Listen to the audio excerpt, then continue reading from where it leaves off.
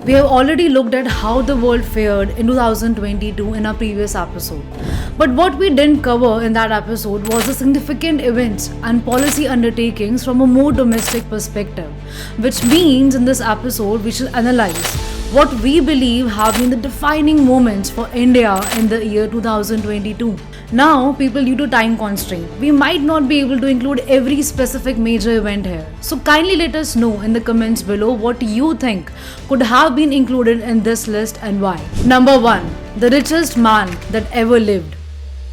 So let's start with the person who we believe literally defined the business year for India with not only the mergers and acquisitions, but rather his advent to the position of top 3 richest people in the world, just behind Louis Vuitton's Bernard Arnault and Elon Musk. Yes, ladies and gentlemen, we are talking about none other than Mr. Gautam Adani. So let's summarize some of the biggest moves made by the business mogul which elevated him to such acme heights. Firstly, the Holcim Cement's acquisition, wherein he acquired Ambuja Cement and its subsidiary ACC Cement from the Holcim Group for 10.5 billion, catapulted the tycoon to the second largest cement manufacturer in the country. This acquisition is total strategic masterstroke for the Adani Group, and you can check out our detailed episode on the same from the link in the description below.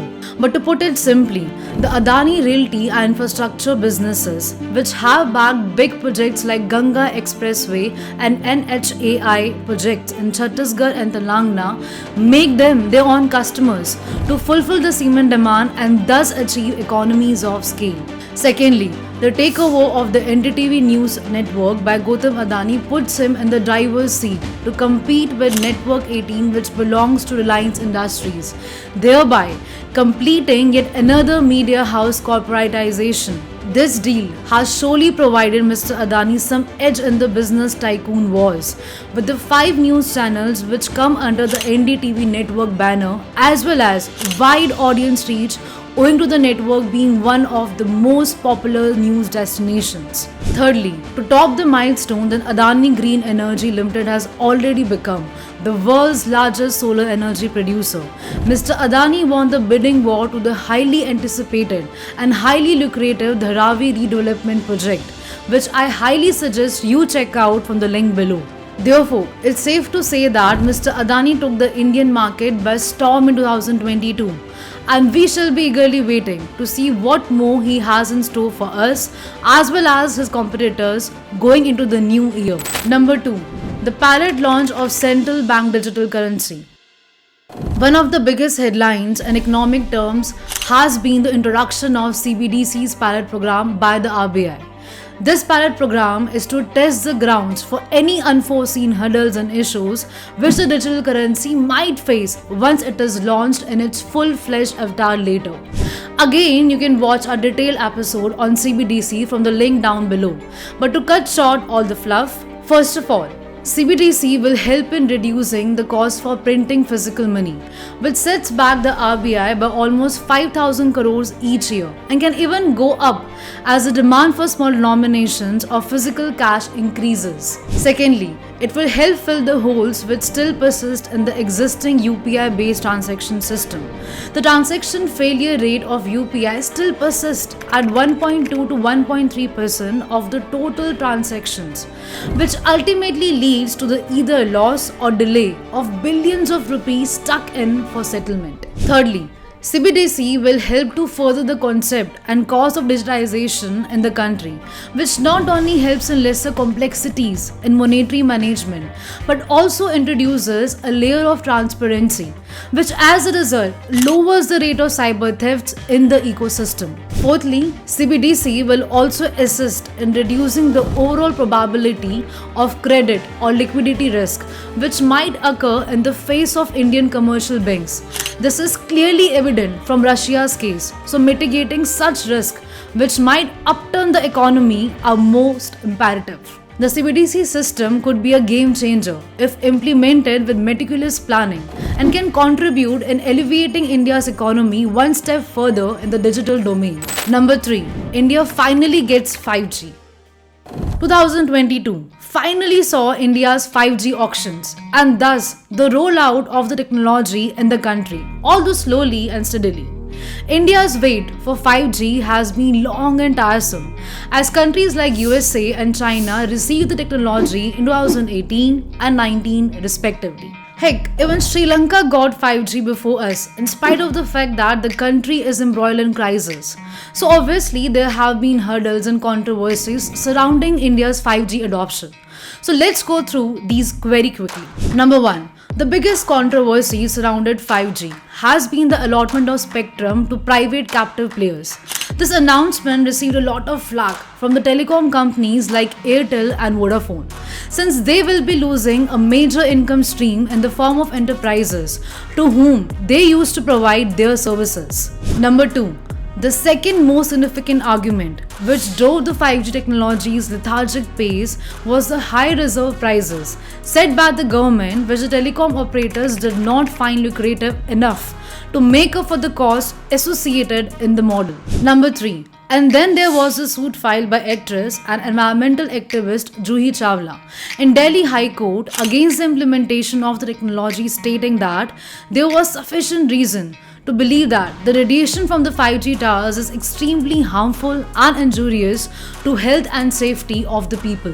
But even against all these controversies and hurdles, the spectrum garnered a whopping record of 1.5 lakhs in revenues for the government, with Jio leading the race by bagging 88,000 crores of spectrum. So let's hope we all will be enjoying the actual enhanced availability of the technology in 2023. Number 4. Beware Ecom players, ONDC is upon you. ONDC, the Open Network for Digital Commerce, is an initiative by the government which at the heart of it has the objective to eliminate the monopolistic behavior which the e-commerce sector has been developing over the years. This open system will facilitate the onboarding of sellers of all scale on the platform and will democratize the selling process. This will shift the exchange of goods and services from a platform-centric model to a more open-source model. To highlight the major advantages which the ONDC model brings to the table are: Number 1. In a country of more than 1.35 billion people, ONDC aims to expand the e-commerce reach to more than 25% in the next 2 years, from the current standing of just 8%, which is also driven by the fact that the e-retail sector in India is poised to grow from $150 billion to $170 billion by 2026. Number 2. Since Flipkart and Amazon capture more than 50% of the e-commerce market, ONDC, apart from mitigating the duopoly of these firms with its approach to move from marketplace facilitator driven network to an operator driven model, will help alleviate 1.2 million small sellers on the shared network who will serve more than 900 million buyers within the next 5 years. As with all things, ONDC for starters at least is expected to face certain issues, especially data privacy issues, since India doesn't have a comprehensive data privacy regulation in place as of yet. So for the time being, it's wait and watch for the ONDC pilot program and we all the consumers. Number 5. Tatas take the stage with big brand acquisitions. Well, it wasn't the Adanis who made waves in the business world in 2022. The Tatas were on a full buying spree as well, with their back-to-home acquisitions of Air India from the Government of India, which they plan to totally revamp and are also in the process of merging with the other airline, the Vistara and the Air Asia. People, we have made a comprehensive episode on this which details how Tatas will change and profit from their taking back of Air India, so you can check it out from the description below. But to tell you quickly about it, the Tatas for the first steps are doing away with everything that was wrong with Air India and its expense management, and eventually they will try to utilize the merger to make the most out of the economies of scale and thus achieve profitability for the merged network identity. But following Air India, the next big news which took the market by storm was the acquisition of Bisleri for all-inclusive 7,000 crores and amalgamating the same into their conglomerate, the Tata Consumer Products Limited. The deal is supposedly said to provide the Tatas with all the Bisleri products along with the manufacturing facilities as well as the diversified distribution network, which will thus make the Tatas the number one player in the packaged drinking water space in the country and help them cross-sell their own brands and products with the help of Bisleri's network. So after two such behemoth acquisitions, we all are wondering what's the next in store for the giant conglomerate and what are their competitors gonna do about it in 2023. Number 6. The logistics in the country get a turnaround. Indian logistics market is poised to reach $215 billion by 2030 from current $160 billion. The sector employs more than 22 million people, which will grow at a rate of 5% every year. So in order to utilize this huge workforce in most optimized way possible can boost the exports, domestically used goods as well as the seamless transition of imported goods. This is why the National Logistics Policy has been introduced with the objective of lowering the logistics cost of the country from 16% of a gross domestic product to 8% by 2030. But how will this policy contribute towards this objective? Number 1. Introduction of integration of digital systems. This will integrate and synchronize the different systems of numerous significant departments such as road transport, railway, aviation, commerce ministries, and foreign trade. Number 2. Development of unified logistics interface platform. This will drive the app-based efficiency by lowering and smoothing the cargo transition, while also enabling the exchange of information by the concerned parties on real-time basis. Number 3. Ease of logistics and system improvement. In order to ensure the transparency and open accessibility while simultaneously being able to monitor all logistics related projects. Thus, this will make sure that there aren't too many problems with logistics and that exports go up a lot and that small businesses and people who work in them make money. All of this will help the economy in many ways, like creating jobs and making it easier to trade goods between states and countries. Number 7. India's first private rocket launch. In November, India's space ecosystem witnessed a new milestone with the launch of the first privately developed rocket. This was made possible after Prime Minister Narendra Modi opened up the space sector for private players in June 2020.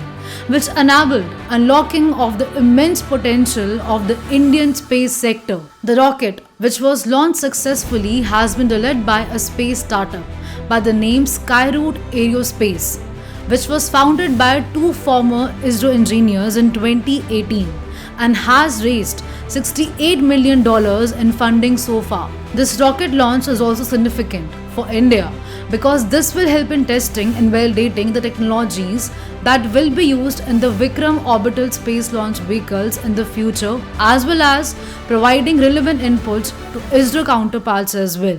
And last but not the least, the rocket uses 3D printed components, which is also a first for any space launch program to use privately, thus marking a new dawn for us Indians. Here's wishing that more startups like Skyroot could rise to the occasion and become future competitors to the companies like SpaceX. And that was all for today's episode, everyone. If you liked this second volume of a special episode, do share it with your friends and family to help them also have a clear understanding of India's efforts in the past year. Till then, don't forget to subscribe to the channel and hit that like button below. I'll see you all in the next episode. Mindfulness signing off.